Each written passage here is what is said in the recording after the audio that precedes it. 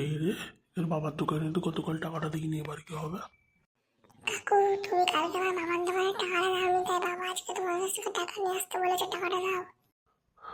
বাবা পরে দেবো, তোর বাবাকে বলে দিস। না কাকু, বাবা বলেছে এখনই দিতে, নাহলে মাল করতে যাবে তখন টাকা পাবে না।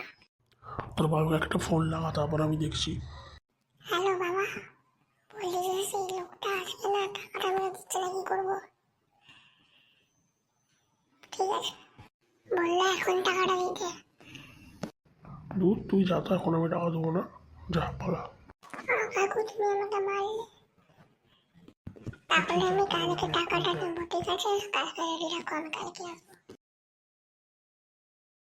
কাকু, তুমি আমার ভাইকে মারছো, বলে বাবাকে দিয়ে বলি, তারপর তোমাকে পুলিশে ধরাবো।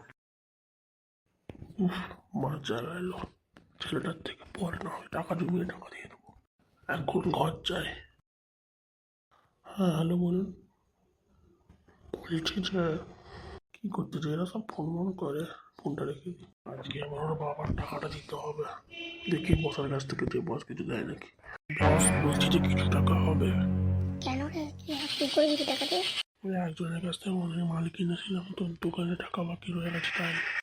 এখন পারবো না, মাসের শেষে বলবি তখন দেবো। কি আর করবো, ঘরে পালাই, দেশ ছেড়ে পালাবো, আর কিছু করবো না এখানে, অন্য জায়গায় যেয়ে বসত বাড়ি করবো। এই তুই কালকে আমার দোকানে টাকাটা দিস নি, আজকে দিয়ে না হয়তো চুরি মেরে দেবো। বলে এ নিয়ে এলে মার খা। তুই আমাকে মারলি তারা। বলছি তোদের আজকে বাস চলছে, আমি আজকে এখান থেকে চলে যাবো কলকাতা। হ্যাঁ, চলছে চলছে। আমি কি করতে নাই পারছি, তোমাকে পুলিশে ধরে নেই, আমি পালাবো আজকে।